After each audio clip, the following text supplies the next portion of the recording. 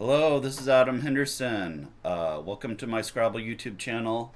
One of the few Scrabble channels on YouTube that offers NWL content. NWL stands for, I don't know what it stands for, but it's the North American word list. Actually, I think that's what it stands for. Um, um, And anyway, actually, let me pause real quick because I need to get the photo of the game that I'm about to show you. Today, I'm going to show you a game from Nationals. That's this year's Nationals in Baltimore. And this game that I'm going to be doing in this video is against Kevin Burbridge. That's what he looks like.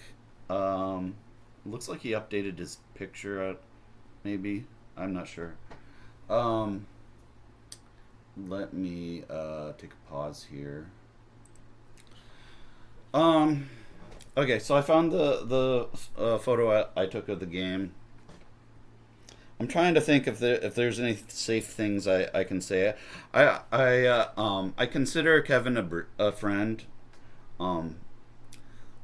I do want to maybe spice it up and say things maybe other more careful YouTubers wouldn't say, but at the same time, I still want to be respectful of other Scrabble players. Few things I'll say about Kevin. I think the number one thing that comes to mind is that he takes the game very seriously, and even to the point where I believe I don't know if he's still doing this or not, but he was for a time taking lessons from Mac Miller. I'm not sure if I should say how much Mac charges, but I will say it's not cheap to get lessons from Mac, 1 hour lessons from Mac Miller. I think Josh Sokol also does lessons. I actually asked both Mac and Josh because I was interested in doing lessons myself, and it was for me. I'm a software tester. I do a little bit of automation. I've done a little bit of automation in the last year, and that automation is mostly vibe coding, but it's the reality of working in tech. I've got to keep updating my skill set if I want to at least have some security. Like as far as job security, working in tech right now, it's not great. I'm sure all of you know that. Well, most of you know that. But yeah. I make decent amount of money. I won't tell you the exact number, but I make decent money. I'm going to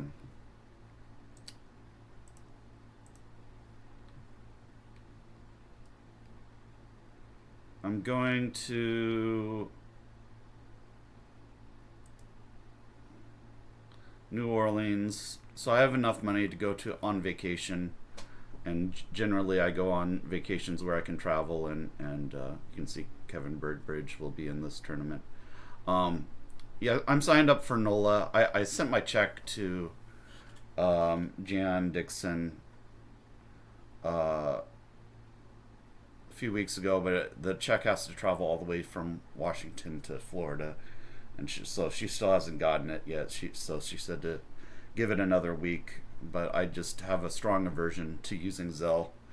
What is it called? Those companies like Zelle scare me with what they make you agree to in their user agreements. Give me a second here. But anyway, yeah, Josh Sokol, he charges a lot of money for his lessons as well. I think Josh is a special case because he actually makes his living off of Scrabble, so I think it almost makes more sense that Josh would do that. I'm not sure if actually Mac Miller also makes a living off of Scrabble or not, because maybe he does. Because anyway, it's very possible. I think I've stalled long enough. I'm excited to go to NOLA. If you guys are interested in traveling the country, the New Orleans tournament is definitely one I would recommend going to. It's got some of the best people, the best players, both in Collins and NWL. As you can see, the field here is actually pretty. I mean, the field's not 20 players. There are going to be probably a lot more players signing up between now and January, when the tournament happens, mid-January. But you can see out of these 20 players, most of them are very strong.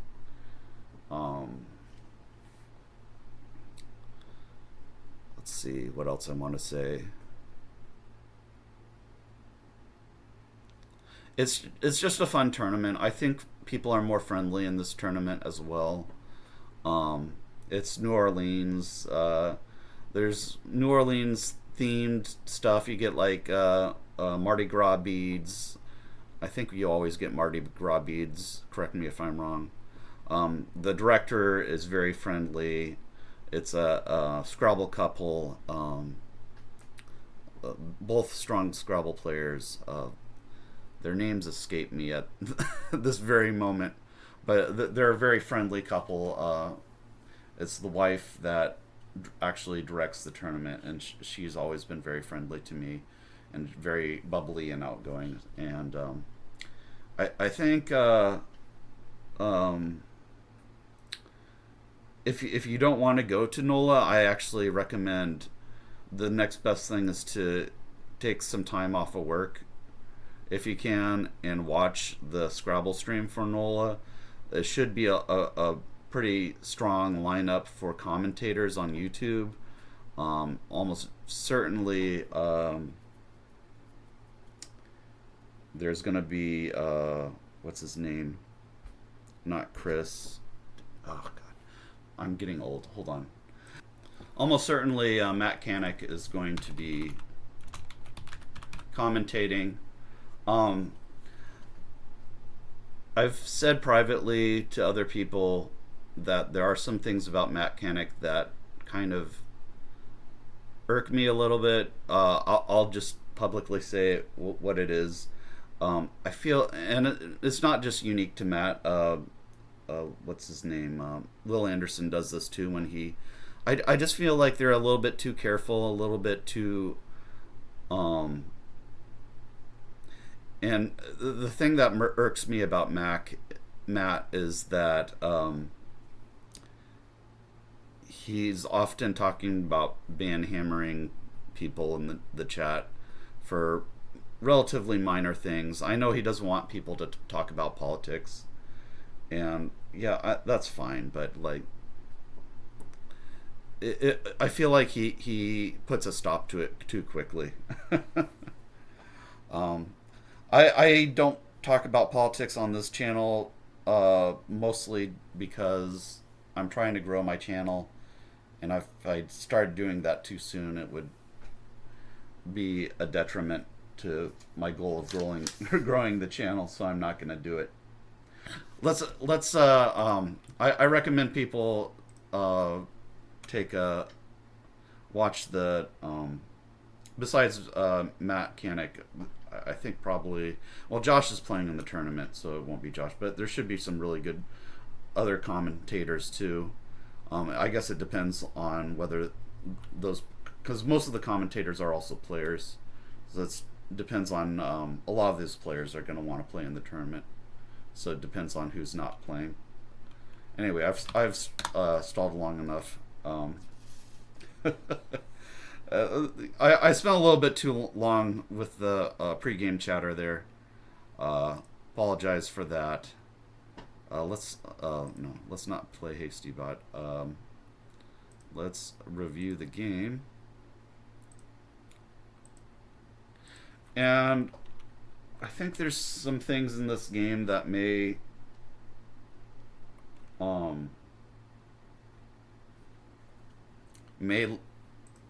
seem like Kevin made some mistakes in this game. I would just caution people when you see a game that I play against somebody and it looks like my opponent isn't playing very well. I would caution you to extrapolate that and just think that it's not a good player. I don't remember if Kevin made any like blunders in this game or not, but I seem to remember that it was interesting in some sort of way, but I'm not entirely sure. But yeah, I just wanted to say Kevin's a very strong player, so even if it looks like Kevin might have made a mistake in this game, that shouldn't reflect on him in general. Just like I have some games where I play terribly, that shouldn't reflect on me in general, because I have one game that I played terribly. I actually don't think he played this game terribly, but I think he did make a mistake or two. So we'll take a look at it. He didn't give me his racks. I actually encourage people not to give me their racks because I tend to be a little bit harsh. I think that's due to my autism. So if I don't know their racks, I can just kind of give them the benefit of the doubt.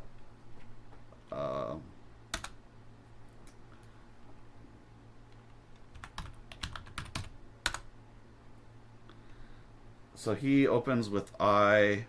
This is my first rack going second. Yeah, this is kind of a brain dead play. Of course, I'm going to play Zinged.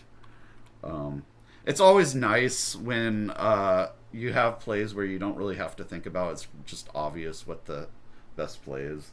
Zinged was definitely that type of play. I probably made this play immediately, and there's plenty of plays that are going to be more difficult. Usually you don't want to spend too much time on the first play of the game because there are exceptions, but the first play of the game is usually the one that you can spend the least amount of time on. He actually bingos here with a natural measured. Looks like he had some stronger options. He had Durham ends, and he had Remudas. Oh, Remuda's beautiful. Yeah, I think Remudas is probably the best play. I think probably would have held this play had it come down. It is kind of, I would say, a more advanced word. I have tons and tons of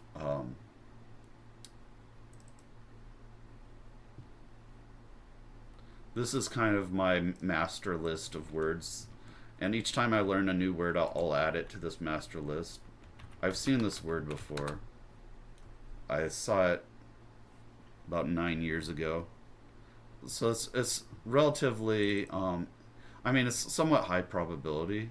So, but it's still, I would consider it advanced. So a remuda is a herd of horses. For those that were interested in definitions, definitions can be fun. I do find them often helpful to remember that a word is a word, and you can also helpful in knowing inflections, part of speech for the word. Anyway, measured came down. It may just be he didn't want to spend too much time on on the first few plays because he knew that I was a formidable opponent, and measured isn't a huge mistake. It's only 2 points less than Remuda's, and it actually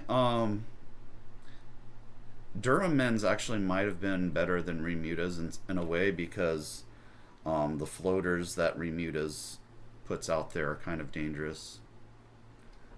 Anyway, bad rack for me. Again, this was kind of an easy decision. IES is a very strong leave.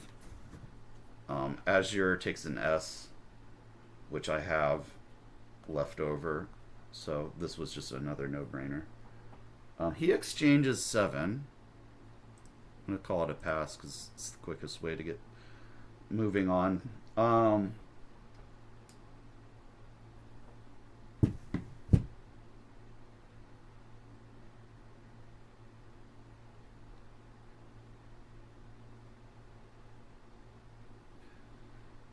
Okay, so it's my turn. I'm just getting confused here. Swerving I missed. And that is a big miss. I played Wiser for 42. And it's not on the top list, which makes me think that Azure doesn't take the S. Oh, it does take the S. Okay, well, Azure does take the S, but it wasn't on the top like 4 plays by Equity, which was kind of strange. So Wiser, that was like a 32-point miss. It's a pretty huge miss. When I had a bingo of swerving, it's pretty basic bingo. So yeah, doesn't look good on me on that play, but still improving as a Scrabble player. I haven't quite made it to the top yet. I feel like the top players make those type of mistakes a lot less often. This is his next play. Give me a moment here. Alright. That comes down.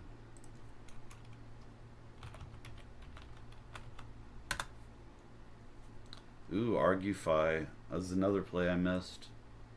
Wow, that play is so awesome. Argufy. Yeah, that's a tough one to see, so I don't feel as bad missing that one, because that's one many experts would probably miss that. But yeah, that was definitely the best play if I would have found it. I found Furry for 30. The leave is god awful. GTV. The G and the V are both one of the worst. Both candidates for being the worst tile in the bag. A lot of people say it's the Q. I actually kind of like the Q, but anyway, we're gonna move on. And I'm ahead 142 to 117, and he makes this play, which I held. I'm just opening the picture so I can be absolutely sure where it plays. Okay. Yeah, he plays this play of Thean, which I think is worth looking it up just so I know what it is. Theine, it's caffeine. Okay. So that was an unfamiliar word. In the end, it was worth 29 points. The game is about even. I'm not usually very good at...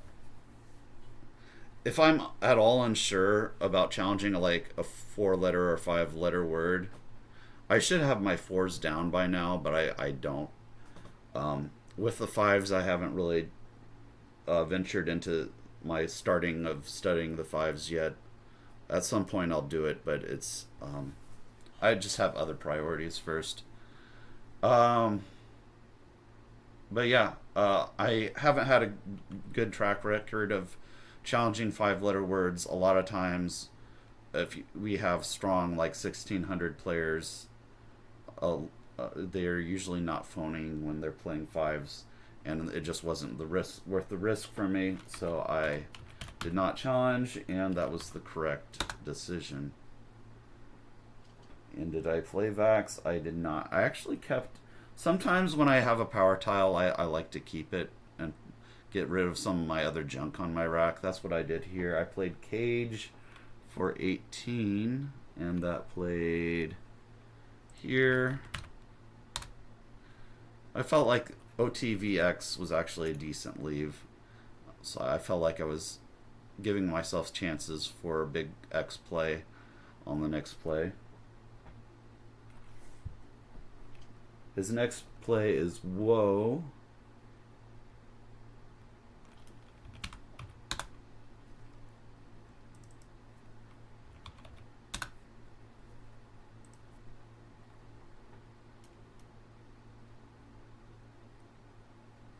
Yeah, and my gambit paid off here because I have a pretty good play.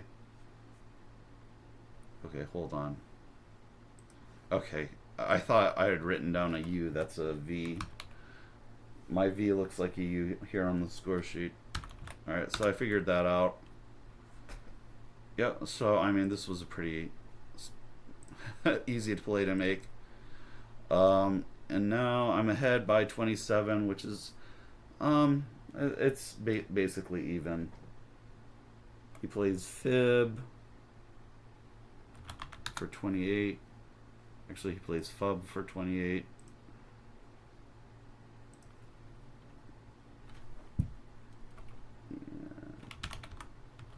This rack just played 5 here for 30.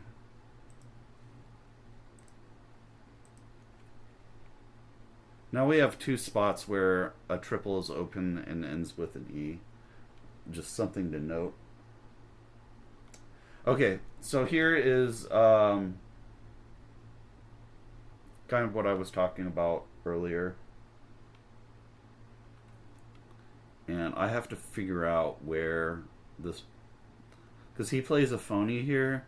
I'm kind of confused on where it plays. Because I didn't write what the score for his phony would be. I'm guessing it was down... Yeah, I think I know what he did. I think it was way down...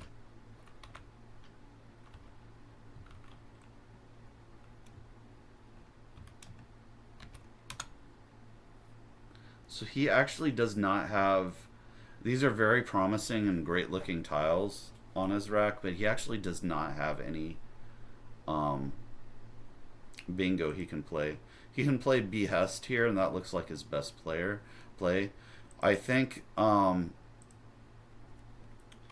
of the things about being autistic is I don't know if it's actually genetic or not.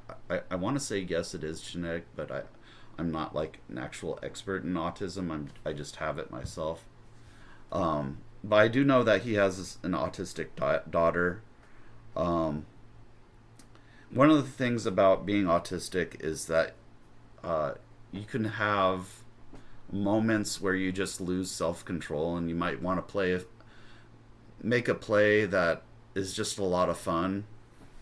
I think that's what happened here. Is he just wanted to have some fun, and I have a track record of sometimes not challenging the phonies he plays, but this one here, I've studied words that, because I'm on the dictionary committee, and I'm culling the dictionary for Funk and Wagnalls.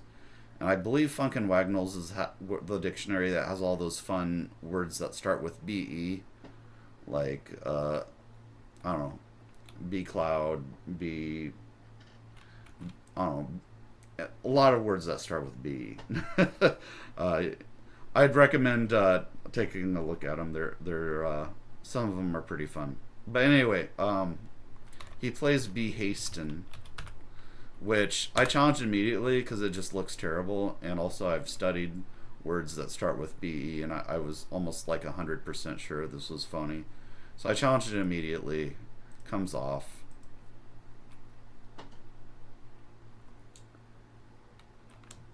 I feel like that was such a mistake on his part in this particular game, because it's very hard for him to recover. Even though he still has a blank, he's likely to bingo. He's probably not going to bingo on the next turn because there's no actual bingos available to him on this board. Now I know he has the blank, so I'm less likely to open something up. I decided there's the two scary spots were both the triple lanes that end in E. I decided I didn't really have...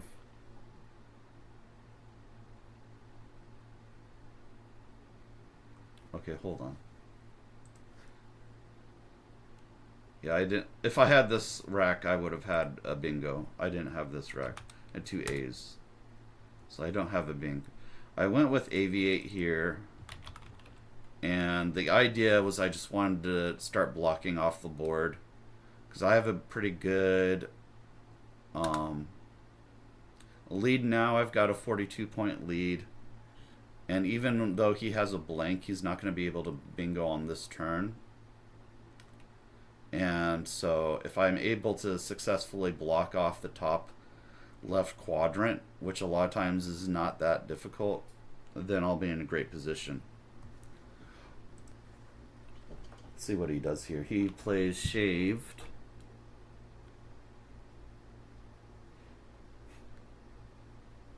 We gotta figure out where the hell that goes.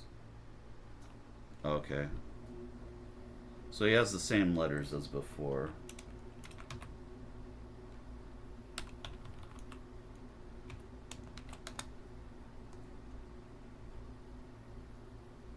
It's funny because it actually likes taking a 14-point hit and playing a bet just because of how strong EHS blank is, which I can kind of understand that. It might be worth 14 points. So Behest is still available.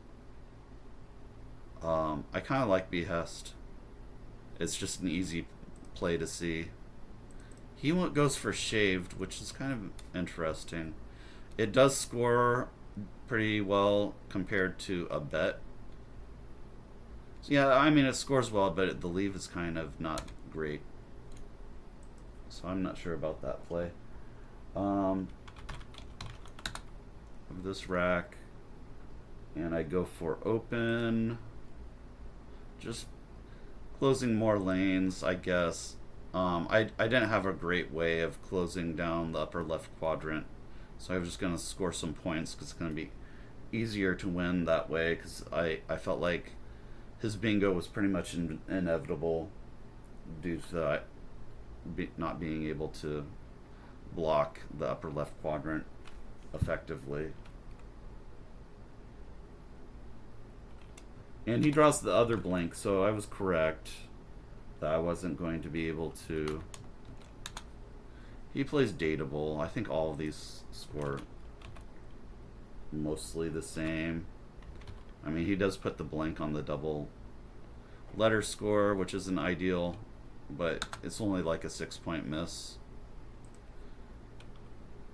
And it's very well that he needed to bide his time.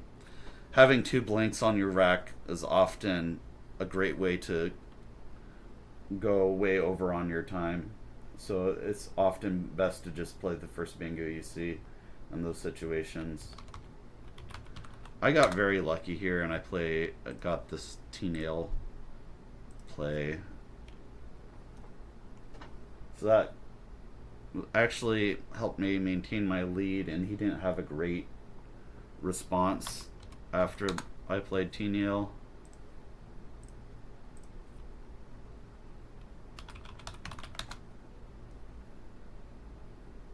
Played not. And yeah, I just basically coasted to victory in this end game.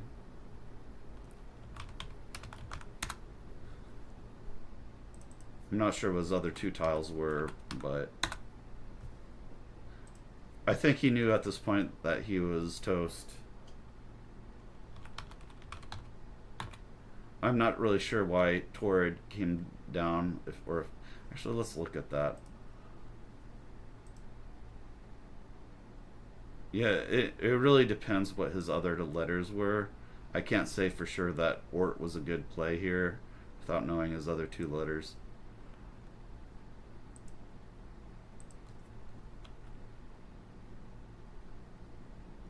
I guess since I know, I guess I actually can figure out what his other two letters are. Because I had JMGOLS, so J-O... Oh, Jingles, JINGOLS. So maybe he had like a C.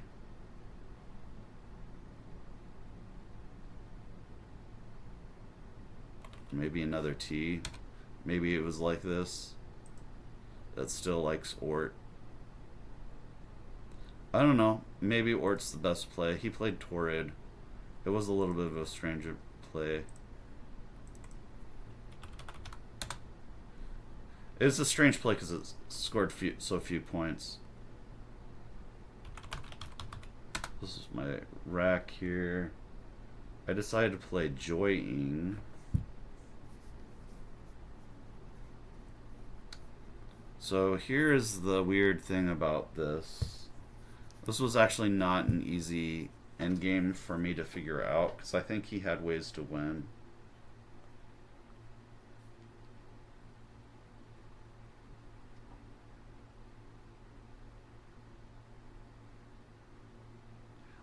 Just give me a second. I want to make sure that this position is the correct position that actually happened.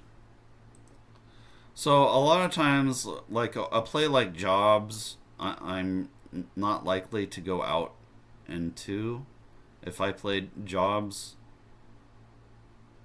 And same thing with Jogs. Actually, I'm probably more likely to go out in 2 with Jogs. A lot of times what the goal is just to find an out in 2. And that's why I played Joying, is because I found that after Joying, he could play something like Cop, and I could just go out and win.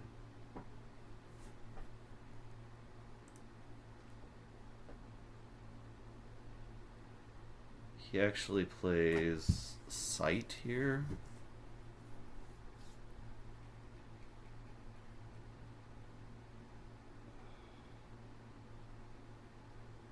Where the hell does that play? Hold on. Oh, yeah, he plays Sight. Cop is better. I saw he could play... So if he plays Cop, that's the best play. And I played Lids, I would win.